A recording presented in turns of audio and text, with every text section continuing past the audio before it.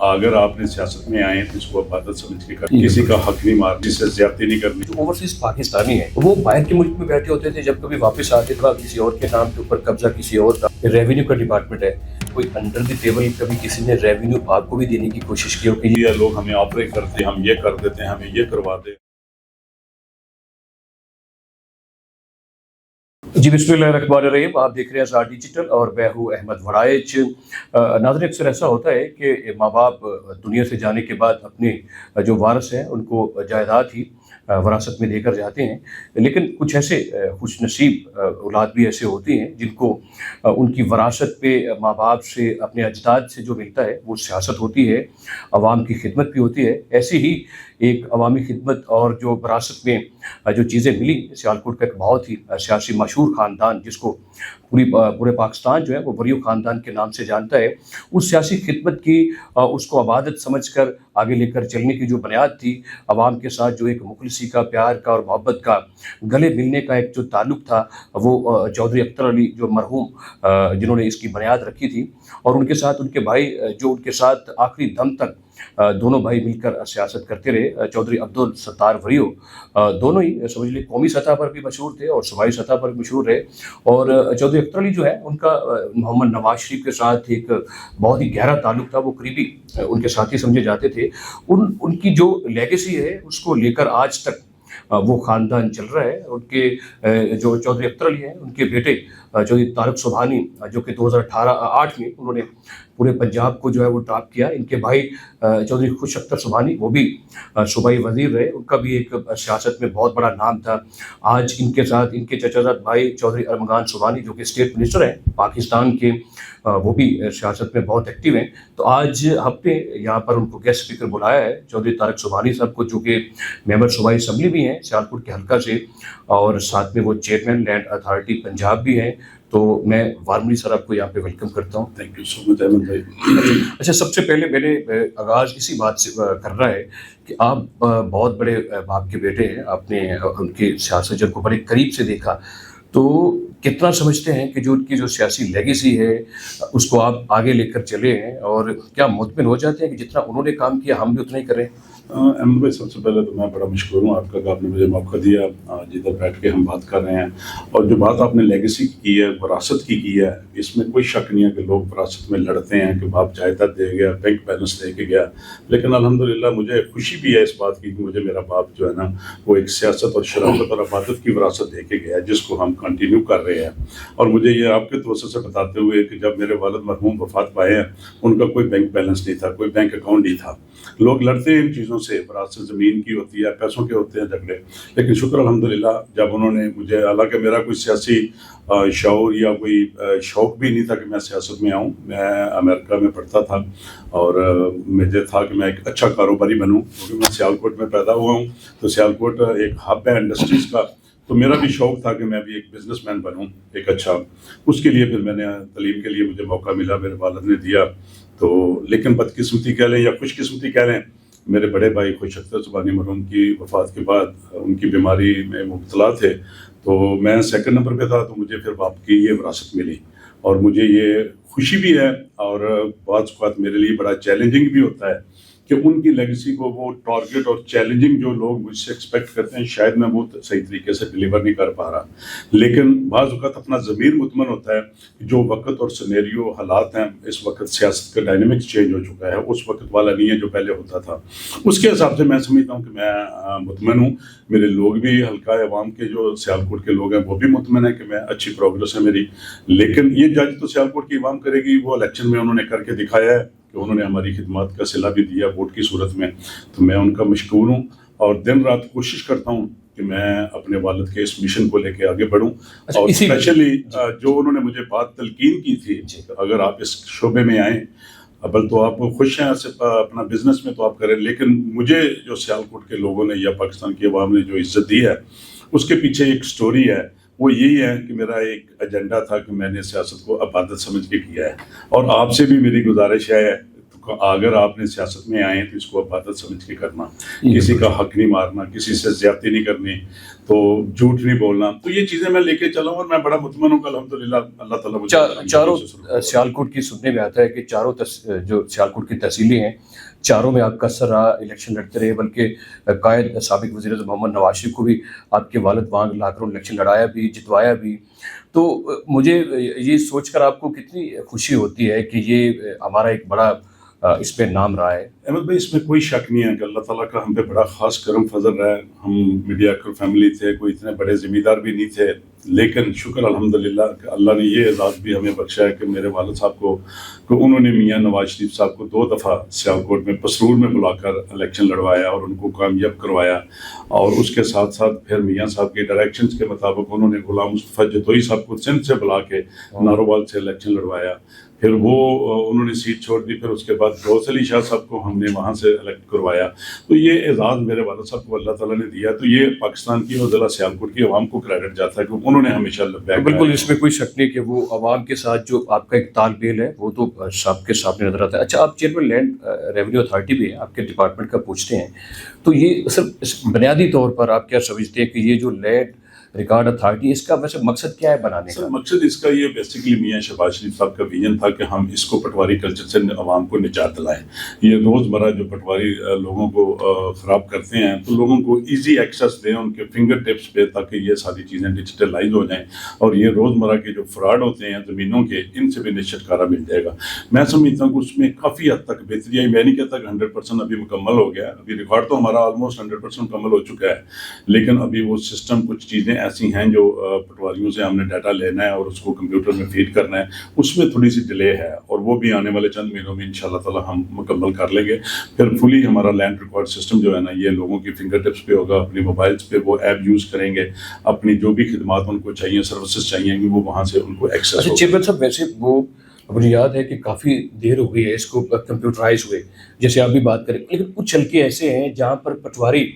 اپنے طریقے سے چلا رہے ہیں، وہ سارا ریکارڈ ان کو دے رہے. کیا وہ پریشرائز ہوتے ہیں؟ آپ ان سے کوئی وہ؟ جی بالکل، میں اپنی بات بتاتا ہوں. مجھے ایز اے چیئرمین مجھے بڑا پریشرائز اپنے ضلع سے، اپنے لوگوں سے یہ پریشرائز ملا کہ یہ حلقہ ابھی پینڈنگ کر لیں، یہ حلقے کو بھی ڈیجیٹلائز نہ کریں، اس کا ڈیٹا سسٹم میں نہ انٹر کریں. تو میں نے کہا یہ ایسا ہو ہی نہیں، ممکن ہی نہیں ہو سکتا کہ یہ ایسا ہو. تو ہماری کوشش ہے کہ اگر مجھے بی بی مریم نواز شریف صاحبہ نے اگر مجھے یہ چانس دیا، اپرچونیٹی دی ہے، تو میں اپنے ڈسٹرکٹ سے پہلے سب سے پہلے اس کا ڈیٹا جو ہے نا وہ کمپلیٹ کروں گا، تاکہ ایک رول ماڈل بن سکے ہمارا ڈسٹرکٹ. اچھا، اس میں ایک چیز اور آپ کے بھی سامنے آتی رہی ہوگی پہلے بھی، آج چونکہ آپ چیئرمین ہیں تو اس سے پہلے بھی آپ کے علم میں ہوگا کہ جو اوورسیز پاکستانی ہیں وہ باہر کے ملک میں بیٹھے ہوتے تھے، جب کبھی واپس آتے تھے تو جگہ کسی اور کے نام کے اوپر، قبضہ کسی اور کا. تو اوورسیز جو پاکستانی وہ بڑی شکایات کرتے تھے، ان کے لیے آپ نے کیا کیا ہے؟ میں آپ کے توسط سے مجھے اچھا لگا کہ آپ نے یہ کویشچن کیا، بڑا ہی اسپیشلی ہمارے اوورسیز پاکستانیوں کے لیے. جو بھی سنے گا اس کو خوشی ہوگی کہ جو پارٹی کلیم کرتی تھی کہ اوورسیز یا یوتھ میری ہے، اس نے کیا کیا؟ اس نے کوئی ایک کام بھی نہیں کیا. لیکن الحمدللہ ہماری گورنمنٹ نے، میڈم مریم نواز شریف صاحبہ نے اور پرائم منسٹر شہباز صاحب نے اوورسیز کے لیے، ہم نے، میرے ڈپارٹمنٹ کی میں اسپیسیفکلی بات کرتا ہوں کہ ہم نے یو کے میں ایمبیسی میں فرسٹ اپنا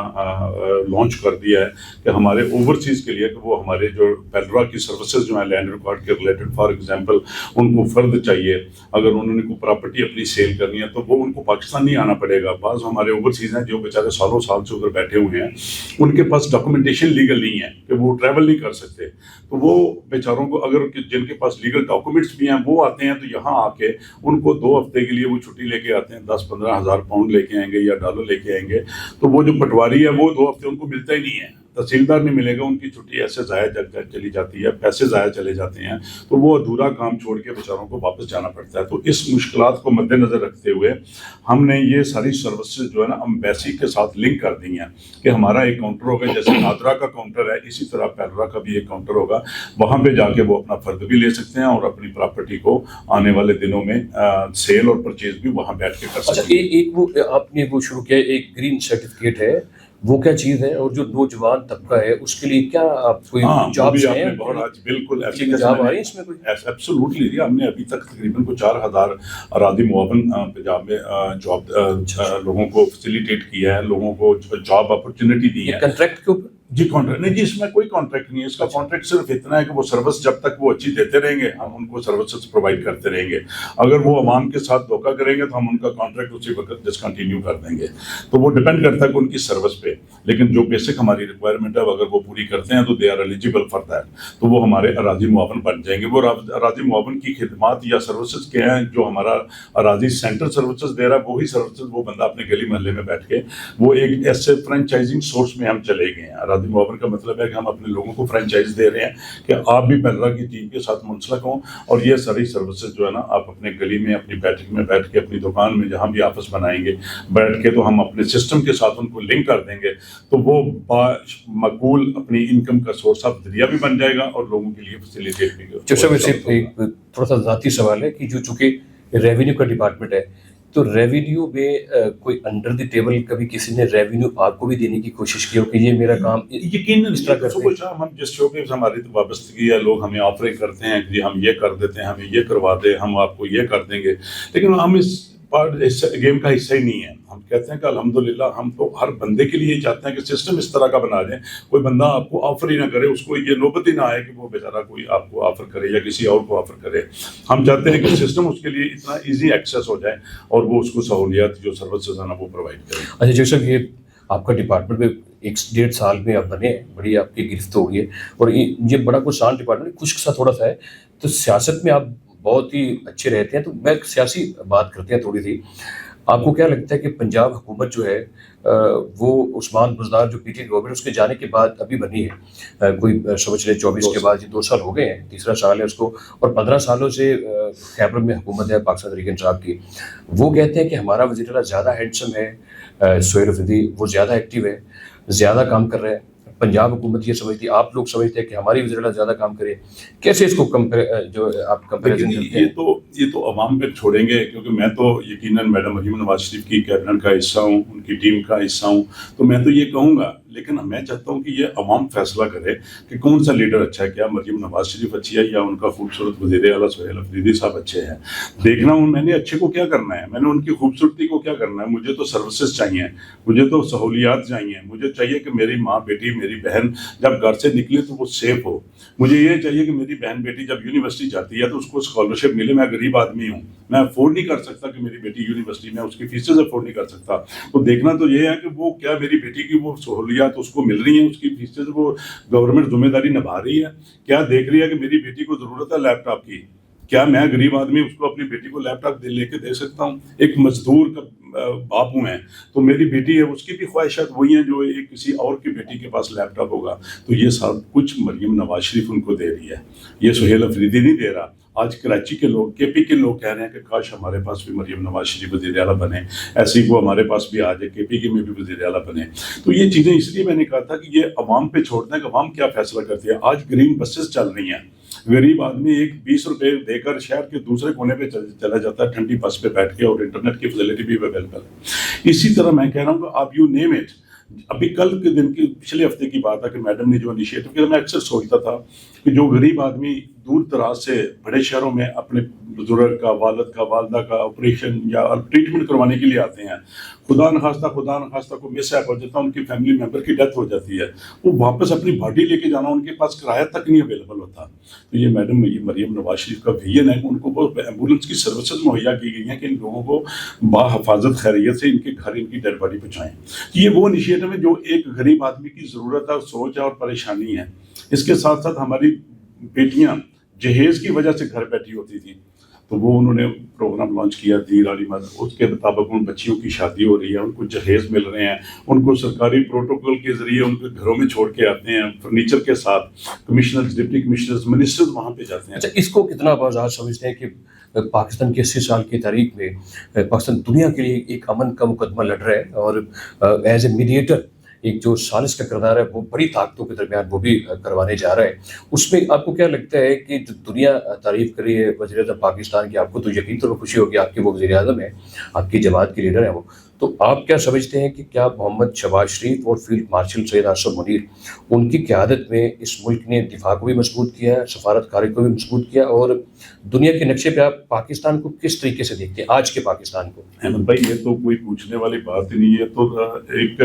دیوار پہ لکھا ہوا ہے، ہر بندے کو نظر آ رہا ہے کہ آج سے 10 سال پہلے پاکستان کا سٹیٹس کیا تھا دنیا میں۔ پاکستان کا سٹیٹس یہ حال ہوتا تھا کہ ہم امیگریشن کی لائنوں میں، دبئی دور کی چلے، دبئی کے لیے ہمارے لیے ویزے بند کر دیے تھے، تو ہم تو یورپ کی کیا بات کریں گے یا امریکہ کی کیا بات کریں گے۔ آج الحمدللہ جب سے وزیر اعظم شہباز شریف صاحب ہیں اور فیلڈ مارشل آصف منیر صاحب ہیں، 1 سال گزر گیا جو ہمیں اللہ تعالیٰ نے کامیابیاں دی تھی انڈیا کے بعد، اس کے بعد پاکستان کی پروان اب اوپر کے اوپر جا رہی ہے، اللہ تعالیٰ بری نظر سے بچائے۔ لیکن یہ آج وہ جو کل ہمیں ٹیرورسٹ کنٹری کہتے تھے، آج الحمدللہ امن والا کہہ رہے ہیں، وہ کہہ رہے ہیں، وہ ریکویسٹ کر رہے ہیں کہ ہمارا یہ مسئلہ حل کروا دیں۔ تو یہ ہمارے لیے اللہ تعالیٰ کا خاص کرم ہے اور بڑی بلیسنگ ہے کہ آج الحمدللہ پاکستان ایک وہ مضبوط ہے جو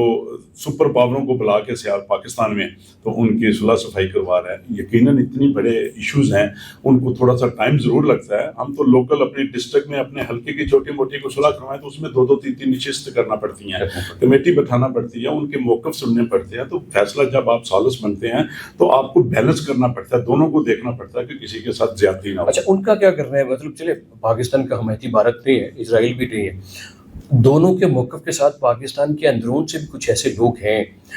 جن کا موقف بھارت کو یا اسرائیل کو سپورٹ کرتا ہے، ان لوگوں کو کیا کرنا ہے جو نہیں سمجھ رہے کہ پاکستان ترقی کر رہا ہے یا آگے بڑھ رہا ہے، وہ یہ سمجھ رہے ہیں کہ نہیں پاکستان پیچھے جا رہا ہے، کوئی ثالثی نہیں ہو رہی، ان کا تعلق پی ٹی آئی سے ہو سکتا ہے یا ان کے یوٹیوبر سے ہو سکتا ہے، ان کے بارے میں آپ کیا کہنا چاہتے ہیں؟ بدقسمتی سے میں سمجھتا ہوں وہ جو بھی ہے وہ اپنے ہمارے ملک کے مخالف چل رہے ہیں، وہ ملک کے خیر خواہ نہیں ہیں۔ الحمدللہ اللہ تعالیٰ نے ملک پاکستان کو ترقی کی طرف گامزن کیا ہے۔ صرف یہ 2 ممالک میں صلح نہیں ہوگی، ہمارے معاشی حالات بہتر ہوں گے، ہم نیبرنگ کنٹری ہیں،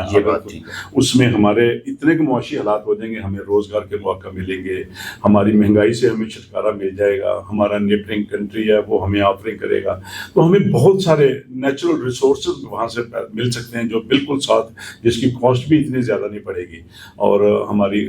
جو مین کاز ہے پاکستان کی عوام کی جو دکھ ہے ان کا، وہ ہے مہنگائی سے چھٹکارا مل جائے گا، تو میں امن بھی ہوگا، اور اس کے علاوہ میں سمجھتا ہوں کہ یہ کریڈٹ بھی ہمیں دنیا کی پاکستان کی ہسٹری میں لکھا جائے گا کہ پاکستان ہماری آنے والی نسل اور بچے جو ہے نا وہ یہ ریفرنس کوٹ کریں گے کہ ہمارے جو کچھ لیڈران ہمارے آئے تھے جنہوں نے ملک کے لیے یہ کیا تھا۔ بہت شکریہ جی صاحب، آپ کا بڑا وقت لیا، اس کے ساتھ سو مچ احمد، مجھے بڑا اچھا لگا۔ میں آپ کے دوستوں سے آپ نے کویشچن کیا تھا وہ میں چھوڑ گیا، میں اس کو تھوڑا سا ایکسپلین کر دوں۔ گرین سرٹیفکیٹ کے بارے میں جی، وہ میں نے بات نہیں اس پہ کی۔ گرین سرٹیفکیٹ بیسیکلی میں سب کے لیے بھی، ادھر پاکستان میں بھی، پنجاب میں اسپیشلی جو ہمارے ہیں واسی، ان کو میں چاہتا ہوں جن کی سول پروپرائٹر اپنا بزنس ہے، ان کی وہ مشترکہ کھاتہ نہیں ہے، جو ان کی انڈیویجول ہے، تو اگر وہ مشترکہ کھاتے میں بھی چاروں بھائی اتفاق کرتے ہیں تو وہ اپنا گرین سرٹیفکیٹ بنوا لیں۔ اس سے یہ ہوگا کہ ان کو گورنمنٹ پنجاب اون کرے گی کہ یہ پراپرٹی کو ہم نے ہر طریقے سے ویریفائی کر لیا ہے، اس میں کسی قسم کا کوئی پھڈا فساد، کوئی جھگڑا، کوئی ایسا انلیگل ایلیگیشن نہیں ہے، تو لہٰذا یہ پراپرٹی جو ہے نا وہ آپ کسی بینک میں ڈاکومنٹس ریپرزینٹ کریں گے تو بینک بھی اس پہ اعتماد کرے گا اور آپ کو اسی وقت اس پراپرٹی کے اگینسٹ لون بھی دے دے گا اور آپ کی پراپرٹی بھی سیف اور سیکیور ہوگی۔ اگر آپ کسی بائر کو وہ گرین سرٹیفکیٹ دکھائیں گے کہ میں نے پراپرٹی سیل کرنی ہے، میں گرین سرٹیفکیٹ ہولڈر ہوں، تو وہ کوئی سیکنڈ اس کے مائنڈ میں یہ تھاٹ نہیں آئے گی کہ میں لوں یا نہ لوں، انلیس اس کے پاس سورسز ہیں، تو وہ یہ چیزوں سے بینیفٹ ہو سکتا ہے۔ بہت شکریہ آپ کا، آپ نے بڑی تفصیل کے ساتھ اپنے ڈپارٹمنٹ کی بات بھی بتائی ہے، سیاسی بات بھی ہوئی آپ کے ساتھ، عالمی منظر نامے کی بات ہوئی، آئندہ بھی انشاءاللہ آپ کے ساتھ نشست ہوتی رہے گی۔